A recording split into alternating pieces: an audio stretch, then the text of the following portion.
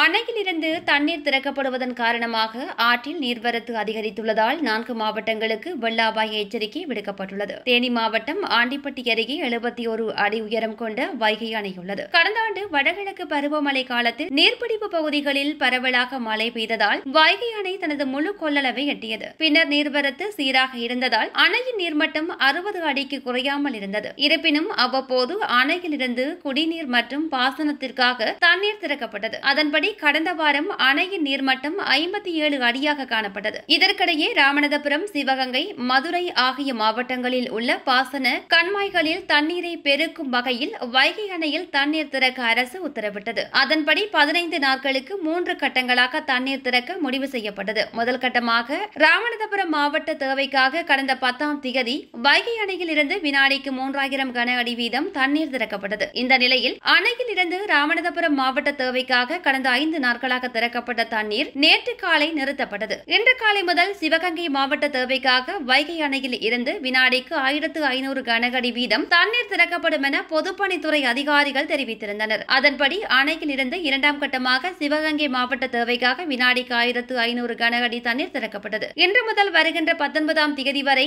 4 நாட்களுக்கு தண்ணீர் திறக்க முடிவு செய்யப்பட்டுள்ளது. அதன்படி 3ஆம் கட்டமாக மதுரை மாவட்ட தேவைக்காக தண்ணீர் திறக்கப்பட உள்ளது. தற்போது அணையின் நீர்மட்டம் 50 அடியாக உள்ளது. அணைக்கு நீர்வரத்து இல்லாத நிலையில் தண்ணீர் திறக்கப்படுவதால் அணையின் நீர்மட்டம் தொடர்ந்து சரிந்து வருகிறது. அணையில் இருந்து தண்ணீர் திறக்கப்படுவதன் காரணமாக ஆற்றில் நீர்வரத்து அதிகரித்துள்ளதால் 4 மாவட்டங்களுக்கு வெள்ள அபாய எச்சரிக்கை விடுக்கப்பட்டிருக்கிறது. மதுரை, தேனி, திண்டுக்கல், சிவகங்கை மாவட்ட மக்கள் ஆற்றில் குளிக்கவோ இறங்கவோ வேண்டாம் என பொதுப்பணித்துறை சார்பில் எச்சரிக்கை விடுக்கப்பட்டுள்ளது.